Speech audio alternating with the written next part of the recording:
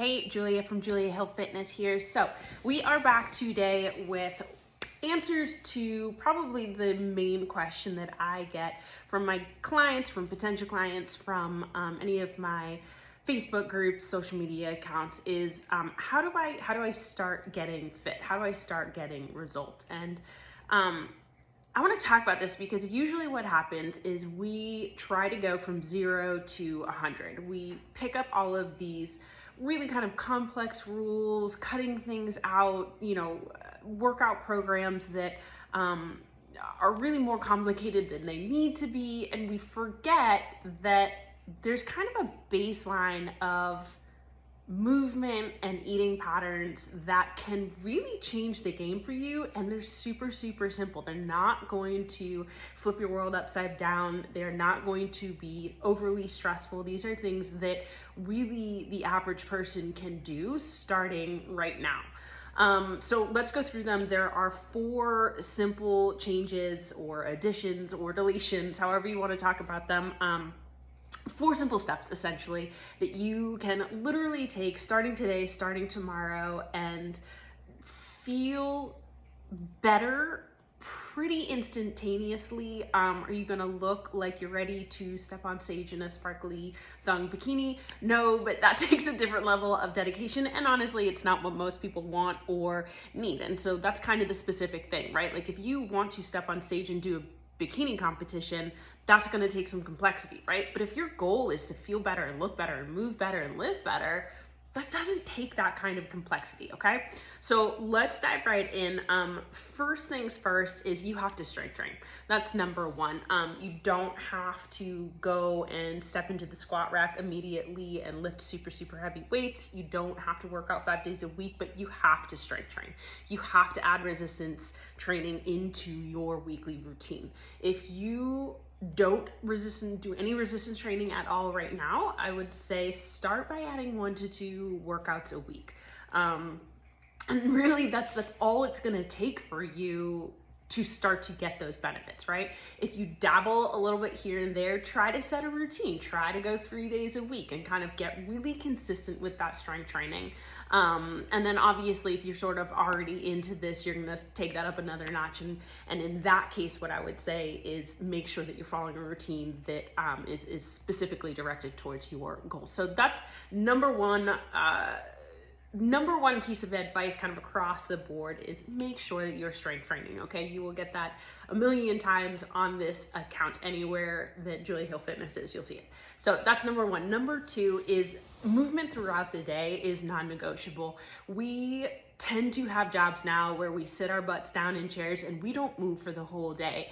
And you can go home and you can look at your watch and think, oh my God, I walked for 1,500 steps today. Like it's just not how the body's meant to be, right? Your body is meant to move. So again, if you're starting from scratch, I think the best way to do this is to set a goal of 30 minutes of enjoyable walking, light hiking, cycling. Let's stick with walking, right? It's super simple. You could stand in one spot and do it. So everybody can do this. Pretty much everybody can do this. Set a goal for 30 minutes a day, but that doesn't mean that you need to leave your house and go take a 30-minute walk. Ideally, how you do this is you take a 10-minute walk after breakfast, after lunch, and after dinner. This does multiple things here. 1 is it gets you that 30 minutes, right? And in 30 minutes, you can typically walk like maybe almost 2 miles, which is gonna get you up there to 5,000, 6,000 steps just right off the bat, right? The second piece of this though is that you're gonna get your blood pumping. So you've just eaten, you don't wanna go for a run, you're gonna take a leisurely walk, help your body digest. 3, it's a really good way to be like, cool, finished my meal, don't need seconds, I'm gonna go out and take a walk. I'm gonna remove myself from this situation. So if you're somebody that kind of has a tendency to overeat at meals, this is a really great way to kind of push that off as well and kind of work on that habit, that bad habit as well. So strength training we've covered, walking or just like general movement we've covered. Next up, I'm gonna go ahead and say, so this is nutrition now, and we're gonna add and we're going to subtract. So what are we going to add? We're going to add protein. So again, if you have been on this channel at all, you already know that I push protein.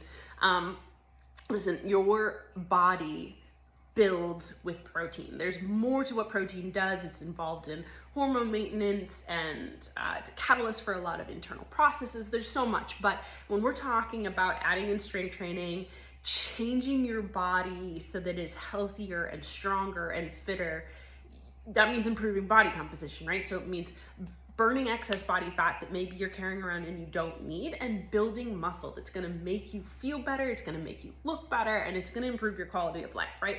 That takes protein. I've done a couple of macro trainings here and in my Facebook group. You can kind of go back to those, but ultimately what you want to do is get to upwards to somewhere around 0.8 to 1 gram of protein per pound of goal body weight. So if you are 200 pounds and you want to weigh 150 pounds, don't shoot for 200. You're going to shoot for like 125 to 150, right? For a lot of people, that's a lot of protein. That's a big jump. So here's what I tell my clients to get this done. We track. For minimum 1 week, I would love them to track all the time, but I get that it's stressful, it takes up some time. So 1 to 2 weeks, track everything. Be totally honest with yourself. Write it all down. Every snack, every sip. You're only harming yourself if you are not going to be honest with this, okay? So write everything down and see where you are. Once you see that, see if you can work your way up incrementally to that goal protein, right? So week by week or every 2 weeks, you're going to add a little bit of protein here and there. If you go to my Facebook group, if you are in my Facebook group, you can go to the file section. I have the protein resources PDF, super helpful there to help you kind of get to where you need to be, right? So protein, add it, eat it. 1 serving every meal, half serving every every snack. And that's gonna get you really, really close, if not exactly where you need to be. So that's the addition to nutrition. The deletion from nutrition is the junk food that you know doesn't need to be there. Now listen, I get that sometimes this can be hard to remove all the snacks and the sweets and stuff that kind of feel really comforting. You have that craving after dinner for something sweet, or maybe it's midday and you always kind of want to grab like just something salty and savory, something crunchy. So this takes a little bit more time, but it's not impossible. Remember that you are the human and the food is the food. So you have the power to do this. You just have to figure out what the biggest obstacle, what the challenge is to you not having been able to do it in the past, and then come up with strategies to kind of overcome those, right? So this is something that I work on with my clients 24/7. We're always finding that challenge and kind of like figuring out ways to push through. And cravings, if you have them, you're not alone. They're a reality of life. And so anyways, there are different strategies, mindfulness, practicing how to recognize your hunger and fullness cues, understanding when the craving hits what you're actually needing. If you just finished dinner, do you really need more energy, right? Like, no, there's something else going on there. And that kind of thing is going to help, right? So these are your 4 things, 4 simple steps that really can level up your fitness game, level up your health, and your body composition really pretty dramatically if you stay consistent with it. So we've got strength training. We've got going for a walk, so adding in that 30 minutes a day, maybe 10 minutes after every meal is ideal.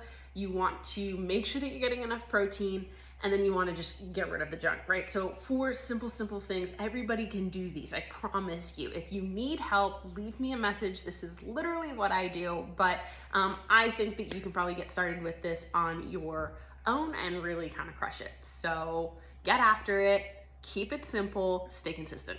You got this.